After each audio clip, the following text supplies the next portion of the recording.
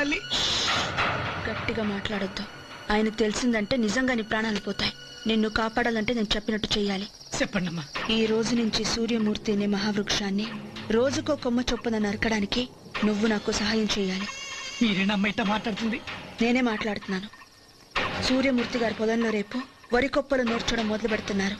ఆ కుప్పల నుంచి గింజ కాదు కదా, గట్టి పరక కూడా మిగలకుండా నువ్వు తగలబెట్టాలి. అమ్మా, ఆయన పొలంలో పండిన పంట వల్ల ఎంతో మంది బతుకుతున్నారమ్మా. అడిగిన వాళ్ళకి లేదనకుండా అన్నం పెట్టే మహానుభావుడమ్మా. అందుకే అమ్మా ఆయనకంత మర్యాద, గౌరవం. ఆ గౌరవం మర్యాద కూడా వరి కుప్పలో పడి తగలబడిపోవాలి. ఆయన పలుకుబడి పెద్దరికో కాలి బూడిదైపోవాలి. ఈ విషయం గాని పెద్దయ్య గారికి తెలిసిందంటే ఆ మంటలో నన్ను ఇసిరేస్తారమ్మా.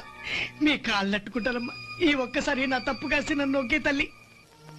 నేనెవరిని అంత తేలిగ్గా వదిలే రకాన్ని కాదు. ఇప్పుడు నేను చెప్పిన పని చేయకపోయినా నీకు చావు తప్పదు. కానీ నా మాట వింటే పాలేరుగా కాదు, దొరలాగా దర్జాగా బ్రతకడానికి ఎంత డబ్బు కావాలన్నా నేనిస్తాను.